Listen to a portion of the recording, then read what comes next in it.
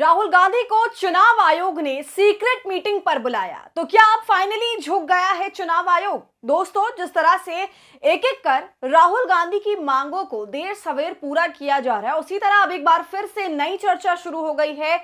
इस वक्त महाराष्ट्र चुनाव को लेकर गहमा गहमी तेज है। जो कुछ चुनाव में घोटाला हुआ उसका जवाब मांगा जा रहा है, तो अब चुनाव आयोग ने कह दिया है कि आइए बैठकर बात करते हैं। तो दोस्तों, मीटिंग में बुलाने की वजह क्या है, इसके पीछे की मंशा क्या है, पूरे मामले पर मैं चर्चा करूंगी आपके साथ, तो आप हमारे साथ अंत तक वीडियो में बने रहिएगा। नमस्कार, आदाब, आप देख रहे हैं खबर अड्डा और मैं हूं आपके साथ सुम्बुलीरम। दोस्तों, आपको याद होगा राहुल गांधी ने अपने लेख से देश के तमाम प्रमुख अखबारों को भर दिया था, चाहे मराठी का अखबार हो, हिंदी का हो, इंडियन एक्सप्रेस अंग्रेजी का अखबार हो। इनफैक्ट लखनऊ में एक उर्दू का अखबार है, वहां भी राहुल गांधी ने अलग अलग अखबारों में संपादकीय लिखा और ये संपादकीय चुनाव की चोरी के पूरे खेल को लेकर था। उन्होंने इस आर्टिकल का शीर्षक भी यही दिया, चुनाव की चोरी का पूरा खेल।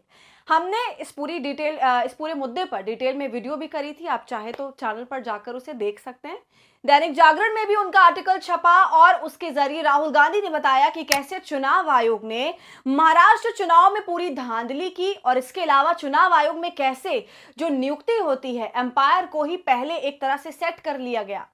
चुनाव आयोग में जो मुख्य चुनाव आयुक्त हैं वो सरकार अपनी मर्जी से बिठा देती है। उसके बाद वोटर लिस्ट में कैसे फर्जी मतदाताओं को जोड़ा जाता है, बाकायदा महाराष्ट्र के विधानसभा क्षेत्र का उन्होंने जिक्र किया। इसके अलावा कैसे मतदान प्रतिशत बढ़ा चढ़ा कर दिखाया जाता है, बीजेपी को जितना जहां जीतना होता है वहां वो टारगेट कर फर्जी वोटिंग करवाती है और बाद में सबूतों को मिटा दिया जाता है या फिर छुपा दिया जाता है। तो इस तरह का एक पूरा का पूरा चुनाव में जो फर्जीवाड़ा होता है उसका system Rahul step by step Rahul ने समझाया था और एक लंबा चौड़ा आर्टिकल लिखा, जिसके बाद बीजेपी तमतमाई हुई थी और महाराष्ट्र के मुख्यमंत्री देवेंद्र फडणवीस सामने आ गए थे। उन्होंने अगले ही दिन आर्टिकल लिख दिया, लेकिन लोगों ने सवाल पूछा कि ये आर्टिकल तो चुनाव आयोग को लिखा था, ये सवाल तो चुनाव आयोग से पूछे थे राहुल गांधी ने, तो जवाब बीजेपी क्यों दे रही है?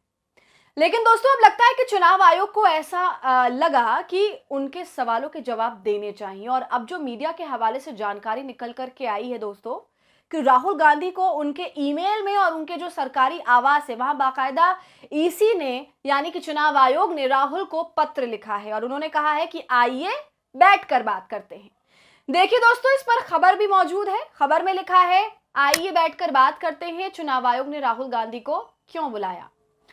तो अब मैं आपको बता दूं कि 2024 के महाराष्ट्र विधानसभा चुनाव को लेकर गड़बड़ी के आरोप लगाने के बाद और इसी वजह से चुनाव आयोग ने राहुल गांधी को चिट्ठी लिखकर उनसे मुलाकात का न्योता दिया है। आयोग ने कहा है कि अगर उनके पास कोई मुद्दा है तो वे व्यक्तिगत रूप से आयोग की 3 सदस्यीय टीम से मिल सकते हैं।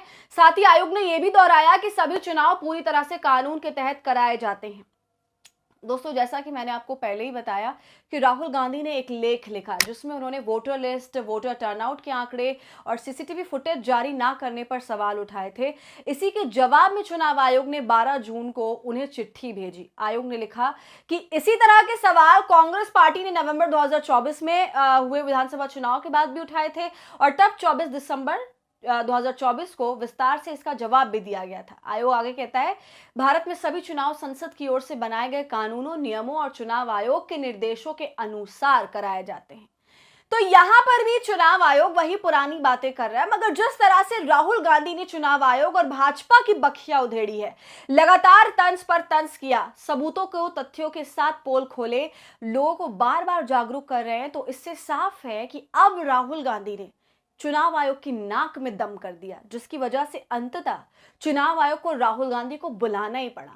तो दोस्तों, कांग्रेस को इस पर अपना रुख साफ करना है कि कब वो चुनाव आयोग से मिलेंगे या इस मुद्दे को और तूल दिया जाएगा। अब आपको मैं ये बता दूं कि सिर्फ राहुल गांधी इस मुद्दे को नहीं उठा रहे, बल्कि कल न्यूज लॉन्ड्री में एक लेख प्रकाशित किया गया, बाकायदा रिपोर्ट देश भर के सामने रखी गई, जिसमें कैसे महाराष्ट्र चुनाव में घोटाला हुआ है उसकी पूरी की पूरी व्याख्या कर दी गई है। बिल्कुल डिटेल्स के साथ हर एक चीज बताई गई, ग्राफ भी शेयर किए गए कि कहां कितनी सीट, कितने वोटर बढ़े, कितने वोटर घटे, कैसे देवेंद्र फडणवीस के चुनाव पर ही सबसे बड़ा घोटाला हुआ है। तो दोस्तों, अब ये देखने वाली बात है कि किस मुद्दे पर क्या होता है। लेकिन जिस तरह से राहुल गांधी बिना रुके सवाल करते रहते हैं, उसका कहीं ना कहीं असर तो हमें दिखता ही है। और जातिगत जनगणना भाजपा द्वारा करवाना भी इसकी एक बड़ी मिसाल है। इस काम के लिए राहुल गांधी ना जाने कब से बोल रहे थे, पूरी पूरी कांग्रेस बोल रही थी, जहां बोलने की जरूरत नहीं थी वहां पर भी इसका मुद्दा उठाया जा रहा था।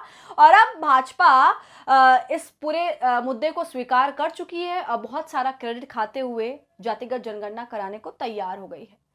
तो दोस्तों, आपको इस पूरे मामले पर क्या कहना है? कमेंट कर अपनी राय हमें जरूर दीजिए। वीडियो को लाइक और शेयर करें। खबर अड्डा को ऐसी तमाम अपडेट्स के लिए यूट्यूब पर सब्सक्राइब कर लें।